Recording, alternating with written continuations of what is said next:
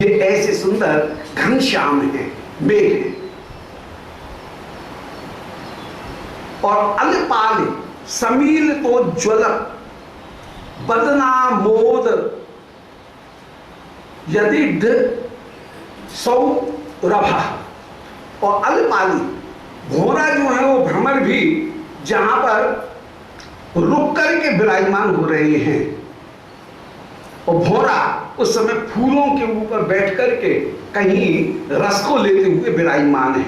तो अलपाल समील तो ज्वलत, भंवरों से युक्त श्रेष्ठ माला जो है वो माला शोभा को प्राप्त हो रही है। अली माने भौरा, उनकी पाली माने पंक्ति, उनके सम्मिलित माने उनके माला के ऊपर बार बार घूमने पर उज्ज्वलत बनमाला, जो बनमाला अत्यंत अत्यंत शोभा को प्राप्त हो रही है, उसके उदय इद्ध सौरभा, उस बनमाला से उदय प्राप्त करके सुगंध चारों ओर फैल रही है। और जितने भी भोरागण हैं वे भोरागण वृंदावन के फुलवारी उनके ऊपर नहीं बैठ रहे हैं, बल्कि श्री श्याम सुंदर की माला में जो फूल गुथे हुए हैं उनके ऊपर ही आकर के वे भोरागण विशेष रूप से बैठ रहे हैं। ऐसे भी श्री श्याम सुंदर आज मेघ श्याम के समान, नए मेघ माला के समान आप उस समय सामने प्रकट हुए हैं। आप यशोदा जी के बड़े महल में पधारे, छोटे महल से, अपने महल से श्री श्याम सुंदर यशोदा जी के बड़े महल में पधारे हैं। तो अलपाल सम्मिलित, भोरों के समूह, पाली माने पंक्ति, उससे सम्मिलित माने मिले हुए, उल्लसल बनमाला, जो बनमाला अत्यंत भोरों के घूमने के कारण सुशोभित हो रही है, उस बनमाला से उदय दिद्ध, उदय प्राप्त करके, दिद्ध माने वृद्धि को प्राप्त हुई, जो सौरभ है सुगंध, उस सुगंध से युक्त होकर के श्री श्याम सुंदर विराजमान है। आपकी माला से अपूर्व से सुगंध निकल रही। अब जननी जन निवृतम द्रुतम, जननी जननी व्रतम द्रुतम। जननी माने मातृगण, उनका जन माने गण, माताओं का जो समूह, मातृवत स्नेह रखने वाली श्री यशोदा, रोहिणी, किलांबा, अंबिका, जितनी भी श्री पीवरी जी, तुंगी जी, श्याम सुंदर की जो अतुल्या जी, कुवल्या जी, ये जितनी भी चाची ताई, ये सब इनके साथ में। तो जननी जन, वात्सल्यवती जो मातागण है, उनके निवृतम, निवृतम माने उनके भवनों से, द्रुतम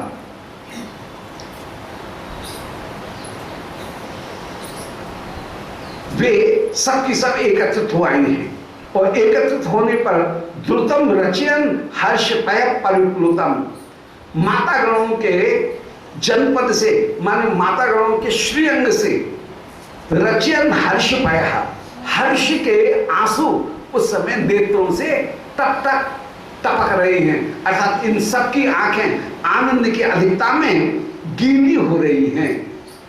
श्री श्याम सुंदर मानो कृष्ण मेघ वह माताओं के नेत्रों के माध्यम से माताओं के जनपद को भिगोते हुए विराजमान। अब बादल है तो बादल से वर्षा होनी चाहिए, तो वर्षा कहां हो रही है? जननी जन निवृतम, तो जननियों के समूह, उनके निवृत्त माने जनपद में ही, जननियों के श्रीअंग रूपी पुर में आज वे श्याम मेघ आनंद के अश्रुओं को उत्पन्न कर रहे हैं, अर्थात मानो वर्षा, रिमझिम वर्षा करते हुए विराजमान है। कृष्ण का दर्शन करके जितनी भी जननी गण हैं वे सब आनंद से युक्त होकर के उनकी आंखें भीग रही हैं, और उसमें उत्प्रेक्षा कर रहे हैं कि मानो आज घनश्याम की वर्षा से ये जननियों का श्री अंग रूपी जनपद वह जल से आवृत होकर के विराजमान हो गया। यमकलंगा का बड़ा सुंदर प्रयोग है। जननी जननी व्रतम ध्रुतम, पंत सभंग यमक का प्रयोग करके अर्थ निकलेगा जननी जन निव्रतम। जननी जननी नहीं, जननी जन इतना अलग कर दें, फिर निव्रतम अलग कर दें। तो जननियों का जो समूह, उनसे निव्रतम माने जो जनपद है, माता गणों के श्रीअंग रूपी जनपद, उनको कहीं हर्ष के अश्रुओं से परिप्लुत करते हुए श्री श्याम सुंदर विराजमान हो रहे हैं। और ब्रज पाप ताप शताप नोदना, श्री कृष्ण वृद्धजनों के सारे पाप को, ताप को दूर करने वाले हैं। तो ब्रज जन ताप शताप नोदना, वृद्धजनों का जो ताप है, उस ताप को श्री कृष्ण दूर करने वाले हैं। जैसे वर्षा होने पर ग्रीष्म ऋतु का ताप समाप्त हो जाता है, इसी प्रकार अभी तक माताओं को जो अपूर्व ताप था, कृष्ण का दर्शन कब करेंगे, आज उनके ताप को भी ये दूर करने, ब्रजजनों के ताप को दूर करने वाले हैं सारे ब्रजवासी। अब नंद भवन से जब बाहर गैया चराने के लिए निकलेंगे तो सारे ब्रजवासियों को कृष्ण का दर्शन होगा। तो ब्रजजनों के ताप को दूर करने वाले हैं। पुरतोयन पुरतोणा अपु अभू, श्री श्याम सुंदर आगे चले और आगे चल करके पुरतोरणाथ माने यशोदा जी के महल के जो बड़ा तोरण है गोपुर, उस गोपुर से श्री कृष्ण बाहर निकल गए हैं। उस समय यशोदा के अंतपुर के गोपुर से आप बाहर निकल करके विराजमान हुए, सिंह द्वार से आगे जाने लगे हैं। तो ब्रज ताप शताप नोदना, ब्रजजनों के ताप शत इनको दूर करने वाले हैं, माने सबको दर्शन देने के लिए आज गैया चराने के लिए जा रहे हैं। पुरतोयन पुरतोरणात् अभू, उस समय पुरतोरण माने यशोदा के महल के गोपुर से, मुख्य द्वार से श्री कृष्ण पुरतः यन आगे निकल गए। आगे निकलते हुए सुशोभित होते हुए विराजमान हुए।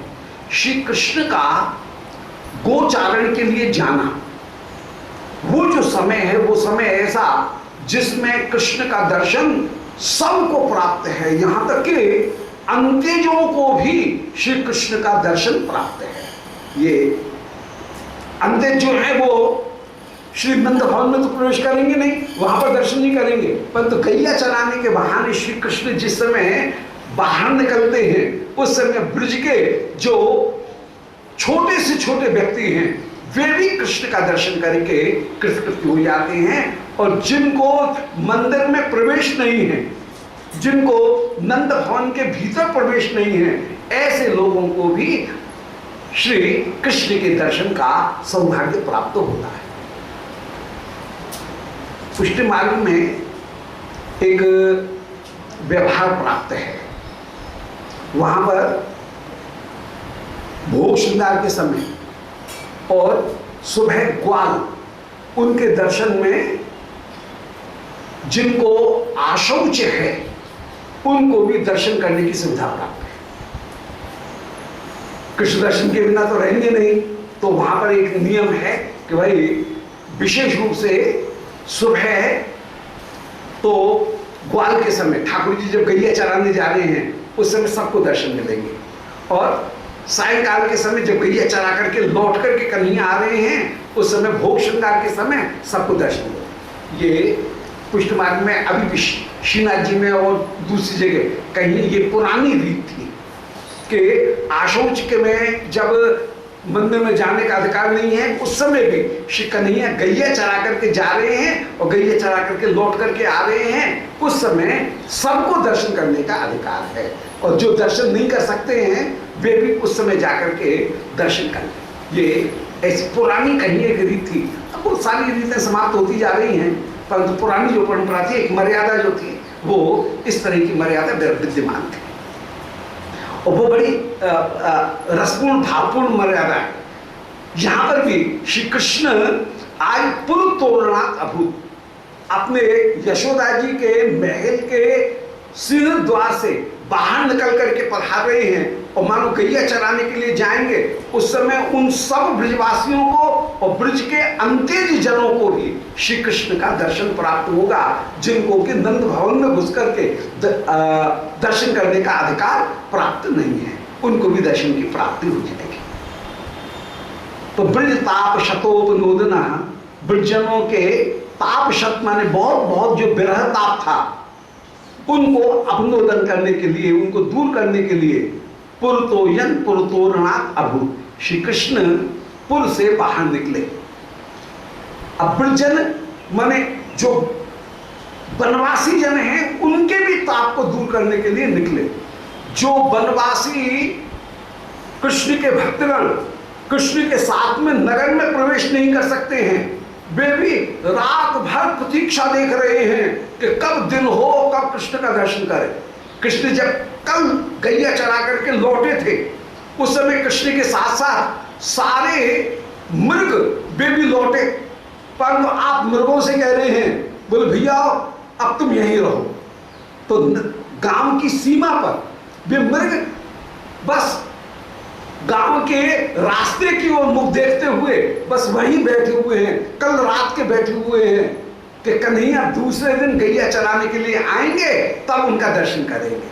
तो ये ऐसे ही जो भ्रमर सस्सा जो कि वनवासी हैं, वे सस्सा भ्रमर सिंह ये सब भी कहीं नगर के सीमा पर आकर के बैठ करके रात भर प्रतीक्षा देते हैं।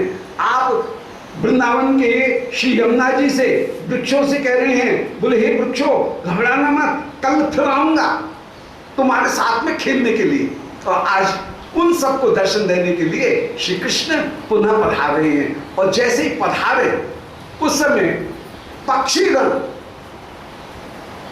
नंद भवन से दौड़ दौड़ करके उड़ उड़ करके आ रहे हैं, जय हो जय हो जय हो, सावधान सावधान, ऐसा कहते हुए पक्षीगण उन सारे वृंदावन के निवासियों को सूचना देते हुए विराजमान है कि श्री कृष्ण आज दोबारा लौट करके वन में आ रहे हैं। ऐसे ब्रजवासीगणों को अपूर्व रूप से आनंद की प्राप्ति हो रही है। तो आप पुरतोयन पुरतोरणा अभूत, पुरतोरणा पुर के उस तोरण से बाहर की तरफ निकले।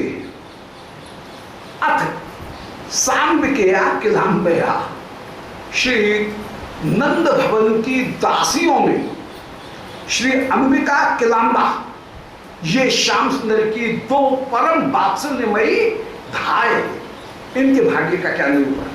और इनको वो सौभाग्य प्राप्त है श्री अंबिका और किलांबा को कि ये कृष्ण को दुग्धपान कराने वाली धाय। तो इनके सौभाग्य का क्या वर्णन। यशोदा जी को जो सौभाग्य प्राप्त है, वो सौभाग्य इन धायों को भी अपूर्व रूप से प्राप्त है। तो किलांबा जी और श्री अंबिका जी, ये दोनों की दोनों उस समय अपूर्व रूप से आनंदित हो रही हैं। कृष्ण इस समय बड़े हो गए हैं, परंतु ये माँ के आज कन्हैया के प्रति वो ही धाय का जो भाव है उसको धारण करके विराजमान। जैसे रोहिणी जी श्री कृष्ण को दुग्धपान कराएं, यशोदा जी दुग्धपान कराएं, ऐसे यशोदा और रोहिणी के साथ साथ ये किलांबा अंबिका ये भी दुग्धपान कराने के सौभाग्य को प्राप्त करने वाली होकर के विराजमान, धाय होकर के विराजमान। उनकी महिमा का वर्णन कर रहे हैं, उनके प्रेम का। अथ का तात्पर्य एक नया प्रसंग जैसे शुरू हो रहा है। अब यहाँ पर वात्सल्य का जो प्रसंग है उसको शुरू करते हुए कह रहे हैं कि अथ सांबिकया किलांबया स्वश्रु भी यात्र भी अप्युदश्रु भी। उस समय श्री अंबिका जी किलांबा जी ये आई, श्री यशोदा जी भी उस समय स्वश्रु भी अपनी जितनी भी बहन हैं उन बहनों के साथ में भी विराजमान, माने मौसियां जो है वो मौसियां भी आ गई। तो स्वश्रु भी माने बहनों के साथ में, और यात्री भी, यात्री कहते हैं जेठानी देवरानी, उनका नाम है यात्री। तो यशोदा की दो जेठानी हैं और दो देवरानी है, उनको संग में लेकर के श्री यशोदा जी उस समय पधार रहे। तो यात्री भी श्री तुंगी जी और पीवनी जी, ये दो यशोदा जी की जेठानी है, और कुवल्या और अतुल्या ये दो देवरानी है। इनको संग में लेकर के बीच की हैं श्री यशोदा। वे यशोदा उस समय यात्री भी अपनी दौरानी जेठानी इनको भी संग में लेकर के पधारी हैं। और श्री कृष्ण से कितना प्रेम सबका। तो अंबिका किलांबा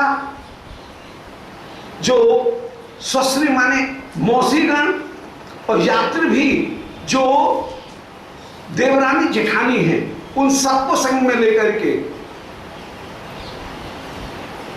श्री यशोदा उस समय निकली और सबके नेत्रों से आंसू टपक रहे हैं। श्री कृष्ण जा रहे हैं। हमारे ब्रिज में कृष्ण का गाय गैया चराने के लिए जाना वो वैसा ही है जैसे प्यारा कहीं परदेश जा रहा हो, उस समय जैसे व्याकुल हो जाए, ऐसे व्याकुल होकर के सबके सब विराजमान हैं। तो सस्त्र भी, यात्री भी, अप्यु उदश्रु भी, सबके आंसू आ रहे हैं। और सहसा सहसा ब्रजेश्वरी, सहसा आज सा मन वैष्णु ब्रजेश्वरी, सहसा इन सब मौसियों को साथ में लेकर के, धायों को साथ में लेकर के, ये ताई जी, चाची जी, इनको साथ में लेकर के श्री यशोदा उस समय कन्हैया के पास में आ रही हैं। सहसा ब्रजेश्वरी मृगा तम अनु राधिकाल भी, जब कन्हैया के पीछे पीछे चली, कन्हैया जैसे ही अपने सतखना से निकले, गोकुल से बाहर निकले, वैसे यशोदा जी भी इनके पीछे पीछे चली। और जब यशोदा चली हैं उस समय राधिका भी, श्री राधिका भी अपनी सखियों के साथ साथ श्री यशोदा के पीछे पीछे ही कहीं खड़ी हुई हैं। और ये उस समय मौका देख करके कभी अटारी में चढ़ करके श्री श्याम सुंदर की शोभा का दर्शन करें, कभी यशोदा के साथ साथ निकल करके सिंह पौर के ऊपर खड़ी होकर के श्री कृष्ण की शोभा का दर्शन करती हुई विराजमान है। तो निर्गा ताम अनु राधिका आलि भी, श्री राधिका भी अपनी सखियों के साथ में यशोदा के पीछे पीछे निकली। एक मर्यादा बड़ी जो है उनके पीछे पीछे, फिर ये जो अनुरागवती हैं, ये अनुरागवती भी उस समय निकली हैं। वन में मुकुंद इत्ययं ध्वनि एकः स्फुटम उच्चचार्य। अब किसी एक गोप में उस समय बड़ी जोर से आवाज लगाई, सावधान सावधान, वन में थी मुकुंदो, आज मुकुंद वन को पधार रहे हैं। मुकु माने आनंद, उसको जो दान करे उसका नाम है मुकुंद। मुकुंद शब्द के दो अर्थ होते हैं, मुकु माने आनंद, मुकु माने मुक्ति। तो यहां मुक्ति वाला अर्थ तो लगेगा नहीं, यहां पर तो रस का प्रसंग चल रहा है, इसलिए मुकु का सामान्य अर्थ है जो मुक्ति को प्रदान करे उनका नाम मुकुंद। परंतु यहां पर मुकु माने आनंद, सब ब्रजवासियों को अपूर्व आनंद देने वाले। तो बनम एक मुकुंद, मुकुंद बन को आ रहे हैं। अयम ध्वनि एक स्फुट मुच्चाचार्य, उस समय एक सेवक ने ये हल्ला मचाया, सावधान, अरे भैया कहाँ, सुनो सुनो सुनो, देखो कन्हैया गैया चराई बताई जा रही। ऐसे एक सखा ने उस समय हेला पाड़ा, जैसे सखा हेला पाड़ा है, ऐसे श्री नंद भवन में कन्हैया के साथ साथ कल जो गैया लौटाते समय वन के पक्षी थे, वे भी उड़ते उड़ते आए कन्हैया के साथ। जो वनवासी पक्षी थे, वनवासी जीव हैं, पशु, वे हरिण मृग सस्सा ये सब, सिंह ये सब तो रह गए कहीं वृंदावन की सीमा पर, गांव की सीमा पर, जहां वन है वन की सीमा पर ये खड़े रहे और कृष्ण की ओर मुख लगाकर रहे हैं कि कब रात्रि बीते, रात भर टकटकी लगाए उस मार्ग की ओर देखते लगे कि कहीं कृष्ण आ रहे हैं, क्या कृष्ण आ रहे हैं क्या। परंतु इन ब्रजवासी वनवासियों को आनंदित करने के लिए उस समय कोई पक्षी जो कृष्ण के साथ में उड़ करके आ गए, और उस समय ये वन के मृग कह रहे थे कि आहा, हे पक्षियों, तुम परम धन्य हो, हमको ये अधिकार नहीं है कि हम नगर के भीतर प्रवेश करें, हम तो वनचर मृग हैं, हम तो केवल वन में ही रह सकते हैं, नगर के भीतर प्रवेश करने का हमको अधिकार नहीं है। आहा, ये गैया परम धन्य हैं जिनको कन्हैया अपने साथ में गौशाला में ले जाएंगे। और ये पक्षी कितने धन्य हैं कि ये भी तो इनके पंख हैं, ये पंख को उड़ाते हुए, फड़फड़ाते हुए कन्हैया के साथ ही साथ जा रहे हैं। परंतु वे पक्षी भी रुक गए, वे नंद भवन तक तो पहुंचे, परंतु नंद भवन का जो कमल, उस कमल की पंखुड़ियों के ऊपर कहीं बल्लभी जो है, उन बल्लभियों में कहीं छेद, झरोखे जो हैं, उन झरोखों में जाकर के वे पक्षी भी रात भर प्रतीक्षा देखते रहे कि हाय कब रात्रि बीते, कन्हैया दोबारा गैया चराने के लिए निकले, तब हम दर्शन करें। और जैसे कन्हैया निकले, ऐसे ही नंद भवन की उन खोतरों में बैठे हुए, उन बल्लभियों में जो ऊपर का कमल है, कमल की पंखुड़ियों पर बैठे हुए जो पक्षी हैं, वे पक्षी आज उड़ करके मानो ये भी घोषणा कर रहे हैं, वनवासियों को जाकर के सूचना दे रहे हैं कि चिंता मत करो, चिंता मत करो, श्री श्याम सुंदर गैया चराने के लिए दोबारा अब वन में आ रहे हैं। तो वन में मुकुंदा, वो मुकु आनंद को प्रदान करने वाले श्याम सुंदर वन में आ रहे हैं। इत्ययं ध्वनि एक स्फुटम उच्चार्य, उस समय एक किसी गोप ने ये स्पष्ट ध्वनि उस समय की, विविध ध्वनि सूर भवन नभात श्रुत पाली सपरौकसाम विषण। तो विविध ध्वनि सुहु भवन नभात, उस समय आकाश में भी वो एक जो ध्वनि थी वो गूंज के साथ में विविध ध्वनि बन करके आकाश में भी गूंजी, और उसकी ध्वनि को सुनकर के पक्षियों ने भी ध्वनि की, अन्य लोगों ने भी ध्वनि की, इसलिए विविध ध्वनि सु, वो एक ध्वनि ही अनेक ध्वनियों को प्रकट करने वाली हुई। एक सखा ने घोषणा की, और उस सखा की घोषणा को सुनकर के पक्षी भी, वृंदावन जितनी भी गाय हैं, वे गाय भी, अन्य जो वंचर जीव हैं, वे भी मानो उन पक्षी को सुन करके सब एक दूसरे कह रहे हैं कि अरे कृष्ण आ रहे हैं, कृष्ण आ रहे हैं, मुकुंद वन को आए, मुकुंद वन को आए। ये वचन सर्वत्र सर्वत्र ब्रज में गूंज गए, हल्ला मच गया है कि कन्हैया गैया चराने के लिए वन में पधारे हैं। तो विविध ध्वनि, अनेक प्रकार की ध्वनि उस समय हुई नभा, आकाश से। और शुद्ध पाली सपरोकुशाम विषण, उस समय वो विविध प्रकार की ध्वनि, हो हल्ला, कोलाहल, वह ब्रजवासी परोक्षाम, जितने भी पूर्ववासी हैं, उन सबों के कान में भी वह हल्ला सुना। और हल्ला को सुनते ही सारे ब्रजवासी भी अपने अपने काम को छोड़ करके सब कृष्ण दर्शन करने के लिए चल दिए हैं, चल दिए।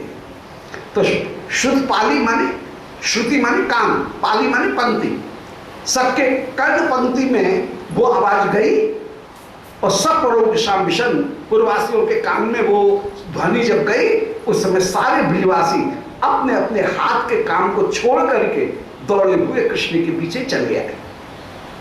अविलंब मत सखे ब्रजन विपना ध्वाविमुखी विधेयिका तनवाम नियुद्ध कौतुकम हरिणाध्यक्षते ब्रजटा जिरे। उस समय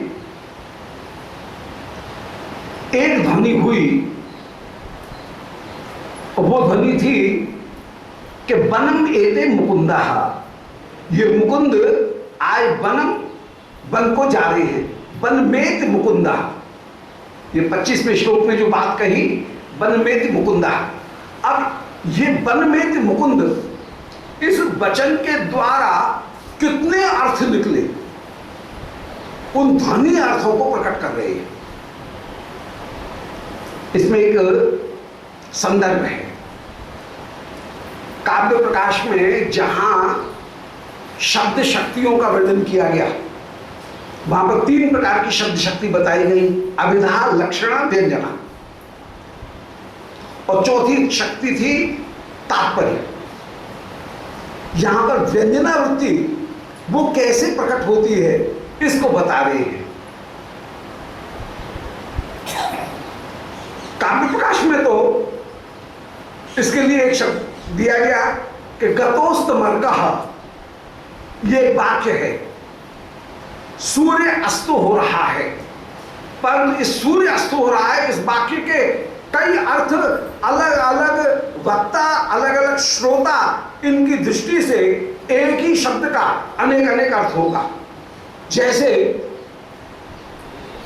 पढ़ने वाले विद्यार्थी, उसके लिए अर्थ होगा कि विद्यार्थी गुरुजी से कह रहा है कि गुरुजी कब तक पढ़ाते रहोगे, अब पढ़ाई बंद करो। गतोस्तमर्कः, सूर्य अस्त हो गया। इसी तरह से किसी अभिसारिका के लिए अर्थ होगा गतोस्तमर्कः कि अरे सखी, प्यारे से मिलने का समय हो गया, जल्दी से श्रृंगार धारण कर। इसी तरह से गतोस्तमर्कः इसका किसी ग्वालिया के लिए अर्थ होगा कि गैया के धार का समय हो गया, चलो सूर्य अस्त हो गया है। अब ये नहीं कहा जा रहा है धार का हो, परंतु गतोस्तमर्कः इसका एक ग्वालिया के लिए अर्थ होगा कि अब गाय को धोने के लिए चलो। इसी तरह से एक विरहणी के लिए गतोस्तमर्कः का तात्पर्य होगा कि हाय प्यारे लौट करके आते होंगे, संध्या हो गई, अभी तक क्यों नहीं लौट करके आए। एक विद्यार्थी, उसके लिए जो पाठ याद कर रहा है, उसके लिए गतोस्तमर्कः का अर्थ होगा कि संध्या के समय पढ़ते नहीं है, अब अपना संध्या वंदन करो और ये रटने का जो कार्य है, विद्याध्ययन का कार्य, इसको उत्तरकाल संध्या के समय स्थगित कर दो, क्योंकि उत्तरकाल संध्या के समय पढ़ने पर विद्या कम आती है, विद्या नहीं आती है, इसलिए संध्या के समय मत पढ़ो। तो वाक्य एक है, परंतु सुनने वाले अनेक हैं, और जो जैसे सुन रहा है वह अपने अनुसार ही उस एक वाक्य का अनेक अर्थ ले रहा है। उसी पद्धति को अपनाते हुए यहां पर किसी एक गोप ने ये घोषणा की कि वनम एति मुकुंदः, मुकुंद वन में जा रहे हैं। अब इसका जिसने जो अर्थ सुना उसके हृदय में वही अर्थ प्रकट हुआ। अलग अलग परिवेश में अलग अलग श्रोता, उनके द्वारा उसके अनेक अनेक ध्वनि अर्थ प्रकट हुए। इसको ध्वनि अर्थ कहेंगे। तो ध्वनि अर्थ अनेक प्रकार का हो सकता है। इसे प्रकट करते हुए यहाँ पर कई जो अर्थ हैं, मुकुंद वन को जा रहे हैं, इस वाक्य के कई अर्थ इनको आप प्रकट करते हुए कह रहे हैं कि अविलंब मत सखे ब्रियन विपना ध्वाभिमुखी विदेह गा तनवाम निरुद्ध कौशलम हरिणाध्यक्षत तटाजरे।